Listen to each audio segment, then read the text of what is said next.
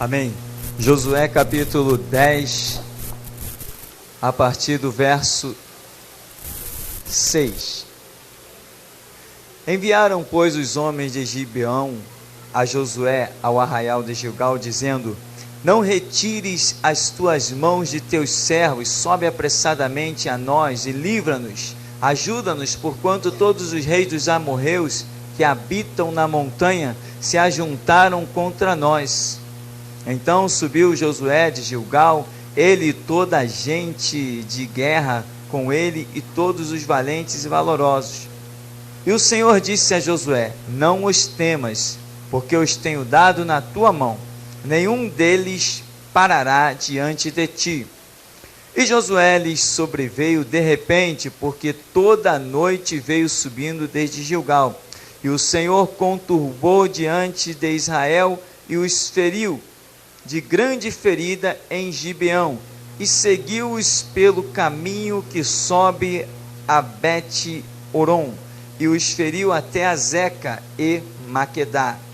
Sucedeu que, fugindo eles diante de Israel, a descida de Bet-Horon, o Senhor lançou sobre eles do céu grandes pedras até a Zeca, e morreram. E foram muitos mais os que morreram das pedras da saraiva do que os filhos de Israel mataram à espada. Amém. Irmãos, esse texto ele é interessante. Ele traz algumas coisas descomunais, algumas coisas que, se contássemos em um bate-papo natural, ninguém creria. A verdade é que tem crente que não crê, mas não admite, porque está escrito na Bíblia, e ele não pode dizer que não foi assim, porque Deus diz: eu velo sobre a minha palavra para cumprir. Pedras caindo em cima dos inimigos, mais foram os que foram mortos das pedras do que os que as espadas feriram. É isso mesmo que está escrito? É isso mesmo que está escrito. Você crê? Nós cremos num Deus de operações transcendentais. O que é isso? Um Deus que não está limitado a nada. Ele faz o que lhe apraz, porque Ele é Senhor. O título de Senhor, lembra que Deus chegou ao ponto de falar para Moisés: olha, Moisés, eu me manifestei a Abraão, mas pelo meu nome, Senhor, não fui perfeitamente conhecido. Agora tu vai lá em Israel, lá no Egito, para tirar o meu povo, porque eu sou o Senhor. Eu vou te mostrar o valor desse título. Eu vou te mostrar o meu senhorio. Vai lá e ordena a Faraó, aquele grande líder de toda a província egípcia, diz para ele: deixa sair o meu povo e obedece. Vou mostrar que eu sou o Senhor. Então Deus, sendo o Senhor, Ele faz o que lhe apraz, e Ele tem poder para fazer tudo o que lhe apraz. E a Escritura diz: operando Deus, não tem como impedir. Amém? E é por isso que, quando Ele determina te abençoar, coitado, tadinho daquele que ficar na frente. Quando Deus diz assim: essa bênção é para aquele meu servo, meu irmão, aquele que se meter no meio do caminho certamente vai perecer, porque já existe uma promessa para você, que 1000 cairão ao seu lado, 10.000 à direita, tu não serás atingido. E o teu Deus faz questão de deixar o testemunho na palavra, dizendo: quando eu opero, ninguém impede, né? Poderíamos dizer: onde está o diabo? Onde está toda a organização satânica que está por aí destruindo tantas vidas? O próprio Senhor Jesus disse que o diabo veio para roubar, matar e destruir. Onde está ele? Em que ele tem nos perturbado? O diabo só perturba aqueles que não tomaram conhecimento do que a Bíblia diz para as suas vidas. Esses sim o diabo perturba, põe enfermidades, ciranda com eles, destrói, faz o caos. Mas aqueles que estão debaixo do senhorio do Deus vivo e poderoso, que estão debaixo das suas operações transcendentais, esses triunfam com poder e glória. Irmão, presta atenção. O que o teu Deus pode fazer? Ele pode fazer tudo além do que pedimos ou pensamos. Ele é tremendo. E é esse Deus que nós temos que aprender a cultuar. Um Deus transcendental. Essa palavra é rara, a gente só estuda ela no seminário. E vê que é um Deus que não está limitado a nada. Ele criou os animais, mas ele não é um animal. Ele criou a terra, mas ele não é pó. Ele criou as árvores, mas não é árvore. Ele criou o homem, mas ele não é o homem. Tudo o que Deus criou, por mais nobre e excelente que seja, nada se pode comparar ao que ele é. Esse é o Deus que nós servimos. O Deus que formou Adão do pó da terra, soprou nele a eternidade, e agora, quando esse corpo aí, que é descendência de Adão que nós temos, quando ele tem qualquer problema pela junção genética, pelos pecados também, que geram um monte de problemas, esse Deus, quando buscamos a sua face, ele vem e troca aquele coração que estava problemático. Aleluia. Ele troca aquele pulmão que te levaria à morte, ele arranca e bota outro no lugar. Ele arranca aquela veia, ele arranca aquela artéria. Ele opera com a mão lá dentro do teu cérebro, arranca um coágulo, arranca algo que está obstruindo a oxigenação do teu cérebro. Que Deus tremendo! Ele conserta a rótula do teu joelho que estava problemático. Por quê? Porque ele é transcendental. E o mais tremendo disso tudo, que ele opera tão profundamente e você nem percebe que ele te tocou. Você tem ideia do Deus que você serve? As promessas que você tem são tremendas, e eu vou repetir elas enquanto eu viver. 1000 cairão ao seu lado, 10.000 à sua direita, e você não será atingido. Não vai ser um problema no seu órgão físico que vai te arrancar da batalha, não. Não vai, não. A promessa de Deus para a sua igreja, para aqueles que são templos do Espírito Santo, é uma promessa transcendental, porque o Deus que a faz é transcendental. Aleluia. Por isso Jesus diz: eu edifico a minha igreja e as portas do inferno não prevalecem contra ela. Se as portas do inferno não prevalecem, que dirás enfermidades? E nesta ocasião que nós queremos ver, é um Deus de poder e glória manifestando-se, porque Ele prometeu que se manifestaria, e nós não duvidamos desse Deus da Bíblia, nós cremos. Há operações de Deus que cristãos não creem, se questionam e perguntam: para quê? Por quê? Irmão, para quê? Porque se eu não estou entendendo, é uma questão. Agora, se foi Deus ou não, é outra bem diferente.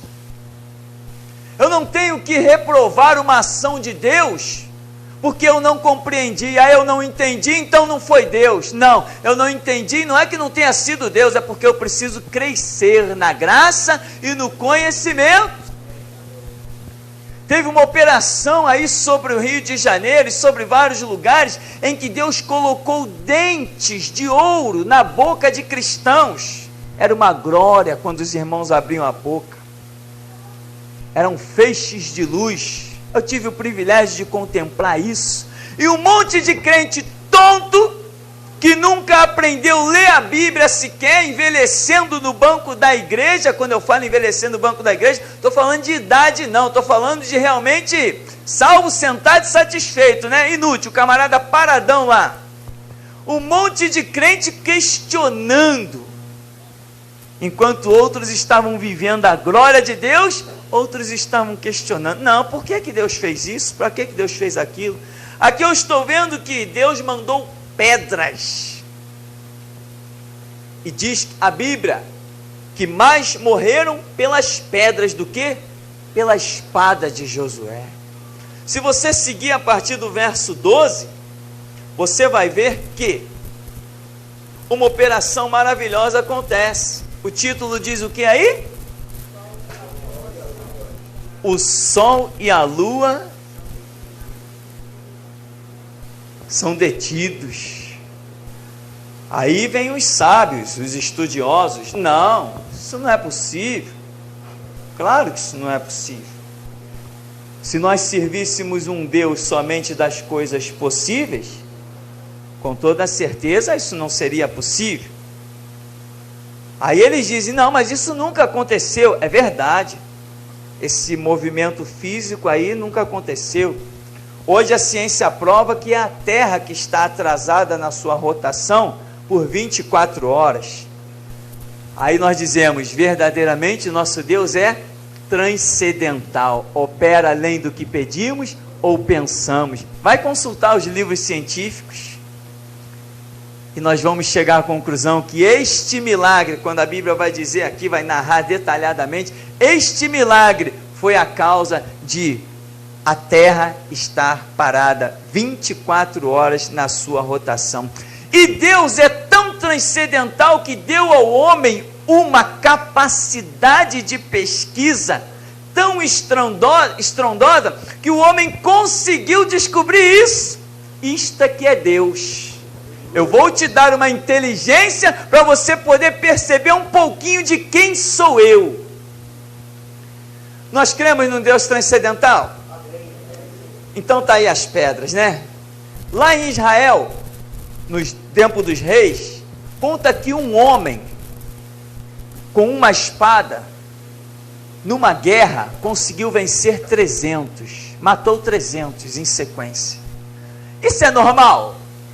Não, mas a Bíblia vai dizer assim, e estas vitórias aconteciam porque Deus pelejava por Israel. Meu irmão, um homem não consegue lutar com 300, o cansaço domina, ele não vai ter nem força mais para levantar a espada, e no entanto a Bíblia diz que a espada se grudou na mão do homem, e ele tinha uma força descomunal, e ele venceu 300, o que é isso? Isso é Deus, porque Deus te chama não para vitórias só naturais, mas Ele entra na batalha contigo e te dá a vitória no campo espiritual. E aqui está dizendo, Josué subiu a Gigal e toda a gente com ele, e o Senhor disse a Josué, não temas, porque eu os tenho dado na tua mão. Não temas, por quê? Porque eu os tenho dado na tua mão. Aí vem a operação transcendental. Aqui, na Bíblia, nós vamos encontrar algumas coisas interessantes. Um profeta chamado Balaão, ele tinha uma mula. E a Bíblia diz que o que aconteceu com essa mula? Ela falou. Falou mesmo? Tem certeza? A Bíblia conta isso com todas as letras. Mas você hoje poderia dizer para alguém que se você tem um Deus tão tremendo, que ele pode fazer um animal falar com voz humana? O que iam dizer para você? Estando escrito aqui, já riem de você, que dirá se não estivesse. Tem crentes que duvidam até disso aqui? Não deve ter sido bem assim. Existe um episódio com esse mesmo Josué, em que Deus mandou ele rodear as muralhas de uma cidade. Como chamava essa cidade? Jericó. E ele rodeou, e Deus disse assim, olha, durante 7 dias você vai rodear, cada dia uma volta, e não vai falar absolutamente nada. Pega a arca da aliança e rodeia a cidade. Ao 7º dia eu vou te dar uma ordem. E os historiadores dizem que aquela muralha que rodeava a cidade, ela era descomunal. 2 carruagens passavam em cima dela paralelamente. Era um assombro de muralha. O povo daquela cidade se considerava o povo mais bem guardado. Só que a Bíblia diz: se o Senhor não guardar a cidade, em vão vigia o sentinela. Se o Senhor não edificar, em vão trabalham os operários. Por isso a Bíblia diz: bem-aventurado que se abriga no esconderijo do Altíssimo e descansa à sombra do Onipotente. Você é guardado por muralhas ou por um Deus transcendental? Esse Deus que não precisa te cercar com muralhas naturais, Ele é que nos dá a vitória. E a Bíblia diz que Josué com seu povo, depois no 7º dia, rodeou a cidade 7 vezes. O que Deus mandou eles fazerem? Gritar. Você acredita que aquele grito do povo derrubou aquelas muralhas? Não, foi a obediência deles que fez a operação transcendental de Deus se manifestar, e as muralhas caíram, diz a Bíblia, que caíram para dentro. Há um outro episódio em que a Bíblia diz, lá em João capítulo 11, um homem chamado Lázaro estava morto há quantos dias? 4 dias. É possível que um homem morto há 4 dias torne a vida? É possível? Os judeus não criam e tinham um pergaminho. Os judeus não criam e tinham a lei de Moisés. Os judeus não criam, mas todo sábado se reuniam na sinagoga para estudar a Bíblia. Eu não sei o que eles faziam lá dentro. Eles não criam, eles até, não, pode ser até o 3º dia, pode ser, mas se passar do 3º dia não é mais possível. Jesus deixou que chegasse o 4º dia, e no 4º dia foi lá diante do túmulo e disse o quê? Lázaro, venha para fora. Você crê que o teu Deus pode ressuscitar alguém com 4 dias de morto? Mas você crê porque está escrito aqui, ou porque você realmente já concebeu no teu espírito, não pela narrativa, mas no teu espírito está escrito que o teu Deus pode todas as coisas? A Bíblia, meu irmão, ela é um primeiro passo para você despertar uma fé tremenda. Se arrancarem a Bíblia, se tacarem fogo em todas as Bíblias, se extinguirem as Bíblias da face da terra, não vai fazer a mínima diferença, porque o que já está escrito no teu espírito, que o teu Deus é todo poderoso, vai continuar se processando. 4 dias, quem poderia supor, quem poderia crer? Hoje conta-se uma história, esta, pelo jeito, a humanidade considera a mais ridícula de todas, que um homem nasceu numa manjedoura, uns magos do Oriente andaram durante 2 anos, tinha uma estrela que resplandecia sobre aquele menino, e acharam o menino, lhe ofertaram presentes, ouro, incenso e mirra. Esse menino cresceu, aos 12 anos, 11, 12 anos, os homens entendidos da lei o interrogavam e ele dava respostas maravilhosas. Ele fazia perguntas de níveis tão profundos que as pessoas ficavam extasiadas. Esse menino cresceu com uma profecia de que a espada transpassaria sua própria alma. E ele foi crescendo. Aos 30 anos, um homem viu, depois que ele foi batizado, o Espírito Santo em forma corpórea de pomba repousar sobre ele. Você crê nessa história? Aleluia. Glória a Deus. E uma voz do céu falou: este é meu filho amado, em quem tenho prazer. Você crê nisso? E dizem que lá estava este homem, e as profecias diziam que ele era o Filho de Deus. Você crê nisso? Amém. E João escreve: vimos a sua glória como unigênito do Pai, cheio de graça e formosura. Você crê nisso? O teu Deus é tão transcendental que Ele gerou direto da eternidade. Ele fez algo tremendo que não podemos nem chamar de milagre. Ele fez algo que não sabemos nem explicar, mas Ele fez o seu Filho eterno nascer neste mundo para ser o sacrifício perfeito para o resgate da humanidade. Você crê nisso? Esta é uma operação transcendental.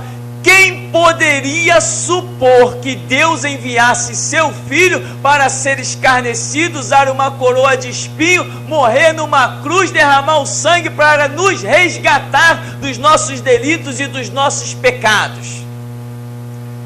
O Deus que nós estamos falando, Ele é completamente transcendental em todas as suas ações, quer seja no nosso resgate, quer seja na cura, na nossa libertação. A Bíblia diz que Ele nos libertou de quê?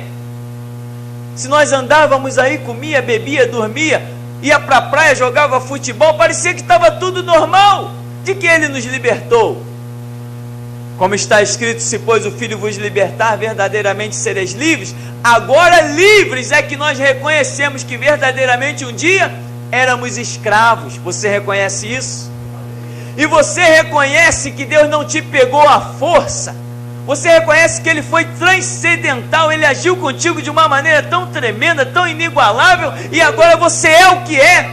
E quando você olha para trás, você diz: aquele período eu estava morto, agora sim eu estou vivo e sou uma nova criatura em Cristo Jesus. Como alguém vai se considerar outrora morto e agora vivo para a glória de Deus? Somente por uma operação transcendental de Deus. Tudo isso que estamos falando, quem poderia supor essas coisas todas? Um milagre no universo, pedras caindo do céu, o Verbo se fazendo carne e habitando entre nós, uma mula falando, um homem sendo ressuscitado depois de 4 dias, a muralha de uma cidade sendo soterrada, sendo esmiuçada.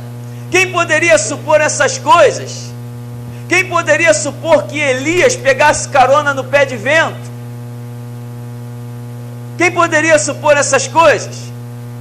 A Bíblia diz que Deus é o mesmo ontem, hoje e eternamente. Eu te pergunto, você serve a qual Deus? É esse mesmo da Bíblia? Você está querendo realmente contemplar as mesmas coisas? Porque Jesus disse: aquele que crê em mim fará as obras que eu faço e maiores do que estas, porque eu vou. Você crê realmente que Jesus Cristo morreu e ao 3º dia ressuscitou?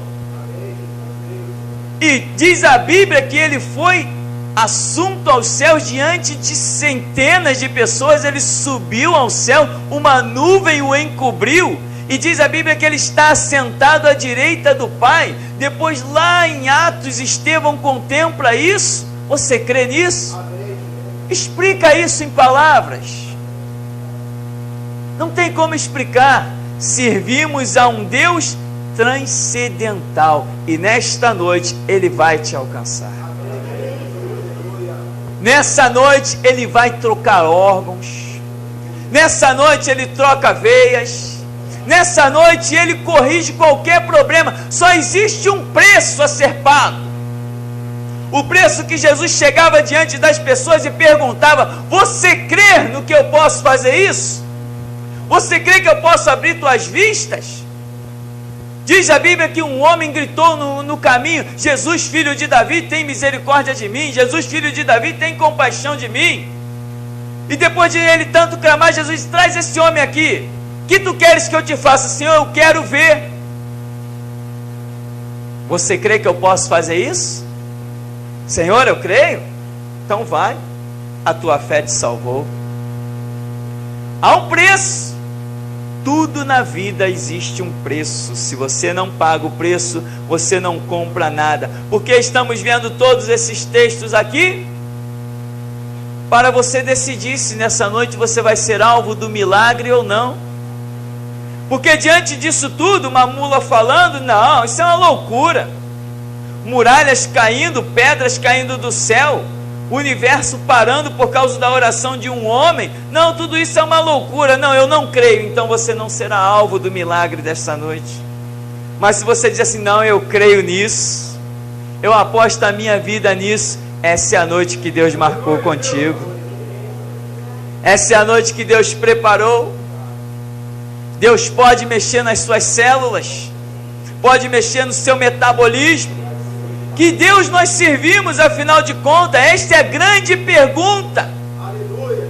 Esta é a grande pergunta, irmão. Por quê? Porque nós vamos dia a dia encontrar cristãos derrotados. Como podemos achar crentes derrotados diante de uma palavra dessa, de uma Bíblia como essa? Como podemos achar pessoas completamente frustradas, sem esperança no amanhã, se a Bíblia diz, nunca vi desamparado o justo, nem a sua descendência mendigar o pão? Como podemos encontrar pessoas que estão vivendo pior do que aqueles que adoram as imagens de escultura?